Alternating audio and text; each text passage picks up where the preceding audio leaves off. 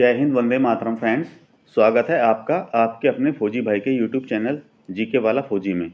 दोस्तों, आज मैं आप लोगों के लिए संविधान के इम्पोर्टेंट 65 क्वेश्चंस लेकर आया हूं और आज का हमारा टॉपिक है आयोग एवं परिषदें। तो दोस्तों, वीडियो काफ़ी यूजफुल रहने वाली है। आप किसी भी एग्जाम की तैयारी करें, आपको इस टॉपिक में जो क्वेश्चन मैंने डाले हैं इससे बाहर आपको एक भी क्वेश्चन देखने को नहीं मिलेगा। तो इसलिए वीडियो स्किप ना करें और अंत तक जरूर देखें। यदि चैनल पर नए हैं तो प्लीज़ फौजी भाई के चैनल को सब्सक्राइब कर लें, बेल आइकन को प्रेस कर दें, जिससे आपको आने वाली सभी वीडियोज़ के नोटिफिकेशन समय पर मिलते रहें। तो चलिए दोस्तों, वीडियो शुरू करते हैं।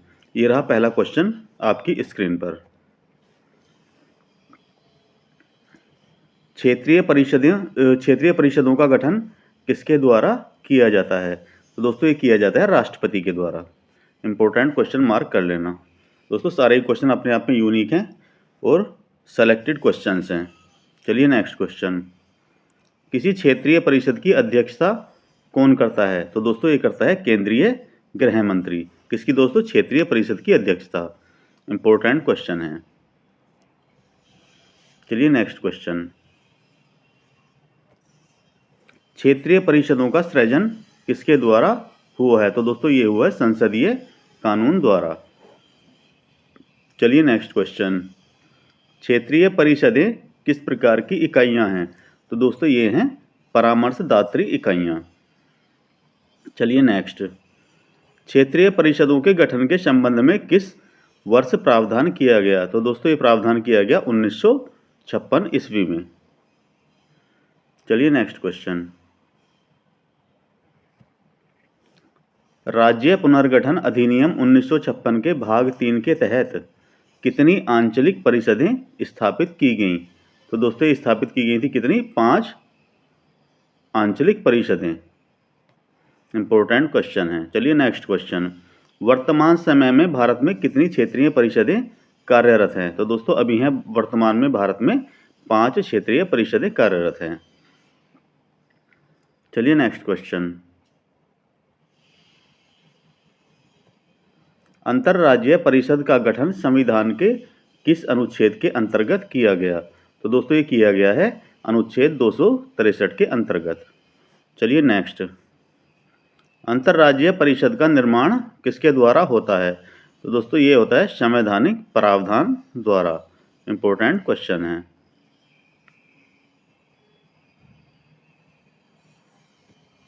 चलिए नेक्स्ट क्वेश्चन। 1990 में अंतरराज्यीय परिषद का गठन किस समिति की संस्तुति पर किया गया? तो दोस्तों, ये किया गया था सरकारीय आयोग की संस्तुति पर। इंपॉर्टेंट क्वेश्चन मार्क कर लेना। चलिए नेक्स्ट क्वेश्चन। किस प्रधानमंत्री के कार्यकाल में अंतरराज्यीय परिषद का प्रथम बार गठन किया गया? तो दोस्तों, प्रथम बार गठन किया गया था उस समय पर कौन थे? वीपी सिंह प्रधानमंत्री थे। इंपॉर्टेंट क्वेश्चन है। चलिए नेक्स्ट क्वेश्चन। अंतरराज्यीय परिषद की 7वीं बैठक में महत्वपूर्ण निर्णय क्या लिया गया? तो महत्वपूर्ण निर्णय लिया गया था राज्यपाल सक्रिय राजनीति में न लौटें। चलिए नेक्स्ट क्वेश्चन। एक अंतरराज्यीय परिषद की स्थापना किसके द्वारा की जा सकती है? तो दोस्तों, ये की जा सकती है राष्ट्रपति के द्वारा। इंपॉर्टेंट क्वेश्चन है। चलिए नेक्स्ट क्वेश्चन। योजना आयोग की स्थापना किस वर्ष की गई थी?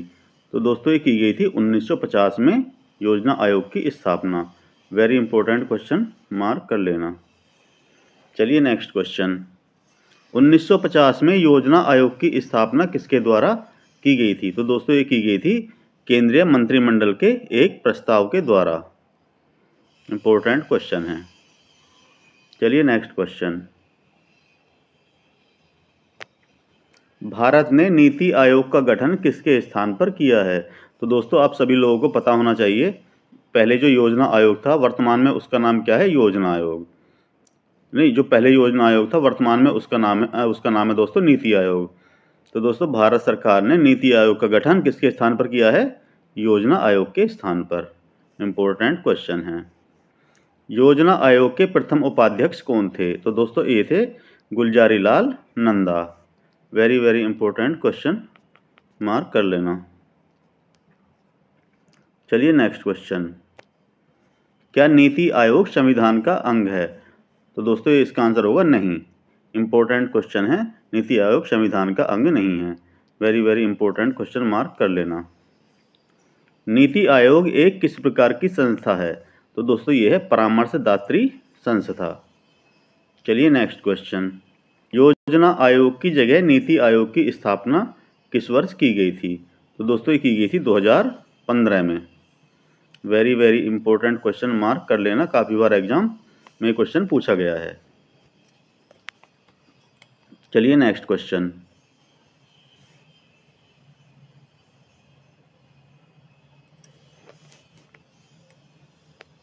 नीति आयोग का अध्यक्ष कौन होता है? तो दोस्तों ये होता है भारत का प्रधानमंत्री जो होता है वही नीति आयोग का अध्यक्ष होता है। चलिए नेक्स्ट क्वेश्चन, नीति आयोग का पदेन सभापति कौन होता है?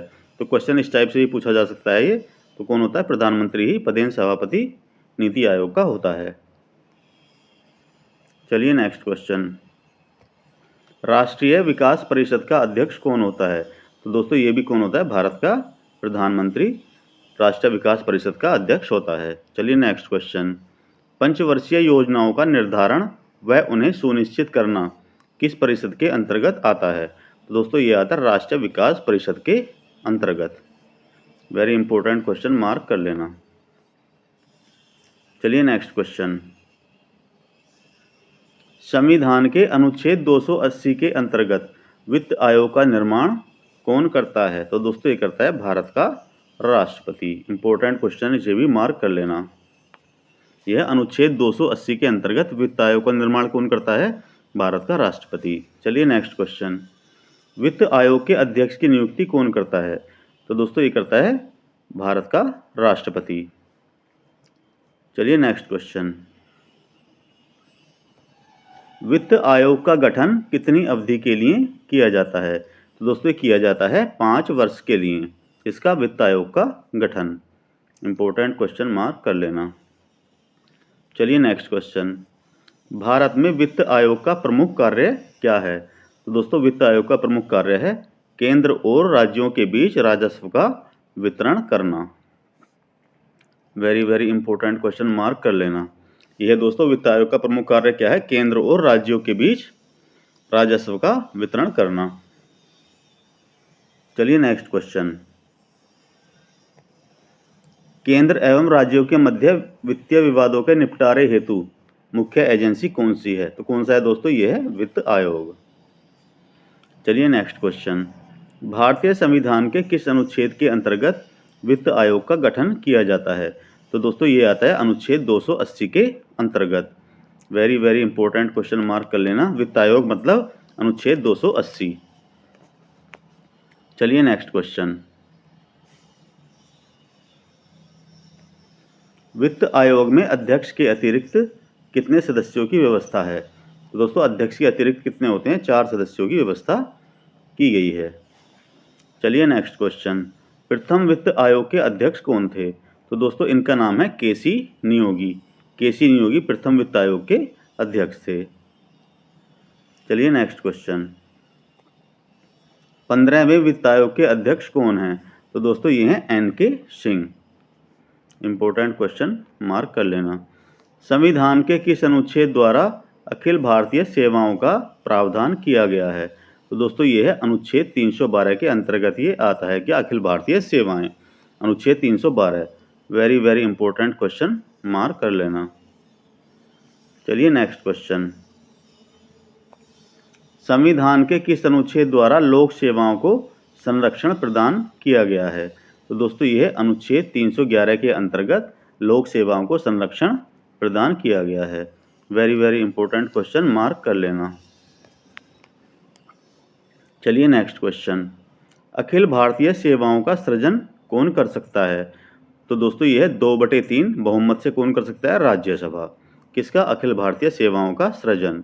Very very important question, mark कर लेना। चलिए नेक्स्ट क्वेश्चन,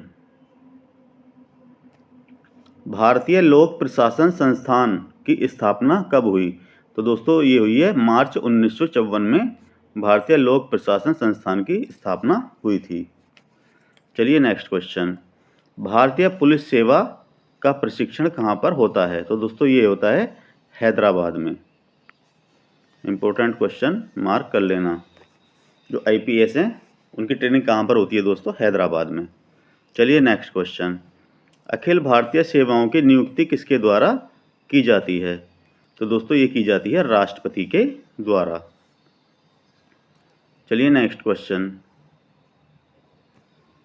सिविल सेवाओं का भारतीयकरण किसके द्वारा किया गया? तो दोस्तों ये किया गया लॉर्ड लिटन के द्वारा। किसका भारतीयकरण दोस्तों? सिविल सेवाओं का भारतीयकरण लॉर्ड लिटन के द्वारा किया गया था। Very very important question, mark कर लेना। अखिल भारतीय सेवा का गठन कौन कर सकता है? तो दोस्तों ये कर सकता है पार्लियामेंट जो है अखिल भारतीय सेवा का गठन कर सकती है। Very very important question, mark कर लेना।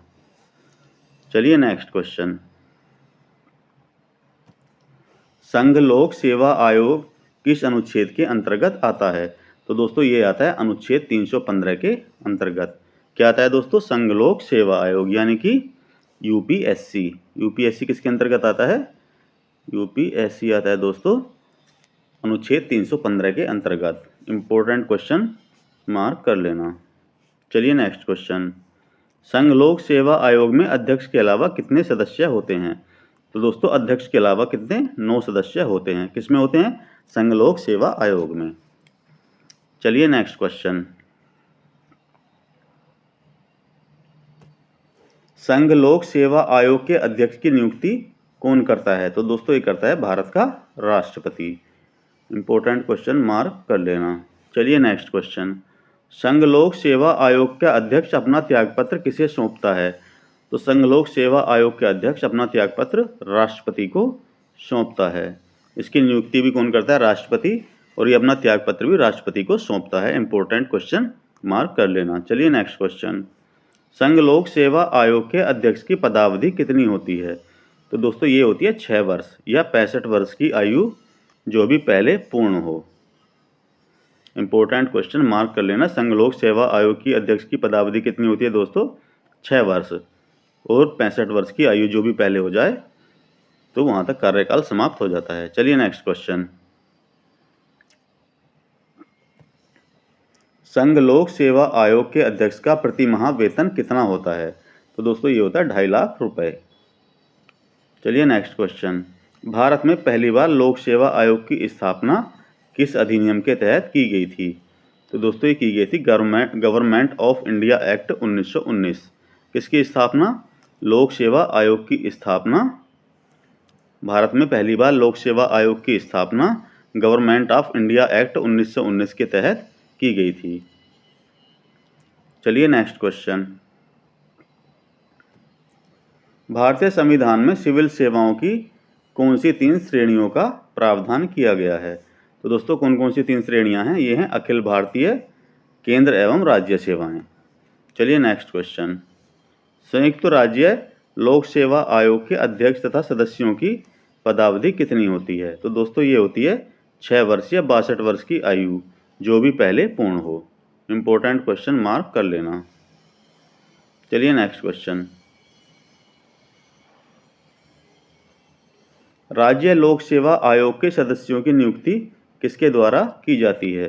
तो दोस्तों राज्यों के लोक सेवा आयोग के सदस्यों की नियुक्ति राज्यपाल के द्वारा की जाती है। दोस्तों जो सेंटर में राष्ट्रपति का रोल होता है वही स्टेट में इसका राज्यपाल का रोल होता है। चलिए नेक्स्ट क्वेश्चन, राज्य लोक सेवा आयोग के अध्यक्ष तथा सदस्य अपना त्यागपत्र किसे सौंपते हैं? तो दोस्तों ये सौंपते हैं राज्यपाल को। इंपॉर्टेंट क्वेश्चन, मार्क कर लेना। चलिए नेक्स्ट क्वेश्चन, राज्य लोक सेवा आयोग के अध्यक्ष तथा सदस्य को निलंबित करने की शक्ति किसे प्राप्त है? तो दोस्तों यह राज्य के राज्यपाल को। चलिए नेक्स्ट क्वेश्चन, राष्ट्रीय विकास परिषद की स्थापना कब की गई? दोस्तों ये 1952 को किसकी राष्ट्रीय विकास परिषद की स्थापना की गई थी। चलिए नेक्स्ट क्वेश्चन, राष्ट्रीय मानवाधिकार आयोग की स्थापना कब हुई थी? तो दोस्तों 1993 को राष्ट्रीय मानवाधिकार आयोग की स्थापना हुई थी। चलिए नेक्स्ट क्वेश्चन, राष्ट्रीय एकता परिषद का गठन कब किया गया था? दोस्तों 1961 ईस्वी में क्या है, राष्ट्रीय एकता परिषद का गठन किया गया था। इंपॉर्टेंट क्वेश्चन है। चलिए नेक्स्ट क्वेश्चन, पूर्वोत्तर परिषद का पदेन अध्यक्ष कौन होता है? तो दोस्तों ये होता है केंद्रीय गृह मंत्री। चलिए नेक्स्ट क्वेश्चन, भारत में पहला परिसीमन आयोग किस वर्ष गठित किया गया था? तो दोस्तों 1952 को भारत में पहला परिसीमन आयोग गठन किया गया था। चलिए नेक्स्ट क्वेश्चन, केंद्रीय सूचना आयोग का गठन किस वर्ष किया गया था? तो दोस्तों 2005 में केंद्रीय सूचना आयोग का गठन किया गया था। चलिए नेक्स्ट क्वेश्चन, केंद्रीय सतर्कता आयोग का गठन किस वर्ष किया गया था? दोस्तों 1964 ईस्वी को केंद्रीय सतर्कता आयोग का गठन किया गया था। दोस्तों सारे ही क्वेश्चन अपने आप में यूनिक हैं और इम्पोर्टेंट क्वेश्चंस हैं। चलिए नेक्स्ट क्वेश्चन, राष्ट्रीय महिला आयोग का गठन किस वर्ष किया गया था? तो दोस्तों 1992 ईस्वी को राष्ट्रीय महिला आयोग का गठन किया गया था। Very very important question, mark कर लेना। चलिए नेक्स्ट क्वेश्चन, राष्ट्रीय महिला आयोग की प्रथम महिला अध्यक्ष कौन थी? तो दोस्तों इनका नाम है जयंती पटनायक। और कौन थी? राष्ट्रीय महिला आयोग की पहली महिला अध्यक्ष। Very very important question, mark कर लेना। क्या नाम है दोस्तों इनका? जयंती पटनायक। चलिए नेक्स्ट क्वेश्चन, स्वतंत्र भारत के प्रथम विधि आयोग की स्थापना किस वर्ष हुई थी? तो दोस्तों 1955 ईस्वी में किसकी प्रथम विधि आयोग की स्थापना हुई थी? Very very important question, mark कर लेना। चलिए नेक्स्ट क्वेश्चन, कौन सा आयोग अनुच्छेद 338 ए से संबंधित है? तो दोस्तों ये है राष्ट्रीय अनुसूचित जनजाति आयोग। कौन से अनुच्छेद के अंतर्गत आता है दोस्तों? ये आता है अनुच्छेद 338 ए के अंतर्गत। Very very important question, mark कर लेना। चलिए दोस्तों नेक्स्ट और आज का लास्ट क्वेश्चन, क्वेश्चन नंबर 65, क्या राष्ट्रीय महिला आयोग भारत का संवैधानिक आयोग है? तो दोस्तों इसका आंसर होगा नहीं, राष्ट्रीय महिला आयोग भारत का संवैधानिक आयोग नहीं है। तो चलिए दोस्तों वीडियो समाप्त करते हैं, मिलते हैं नेक्स्ट वीडियो में अच्छे से कंटेंट के साथ। तब तक के लिए thanks for watching and bye bye.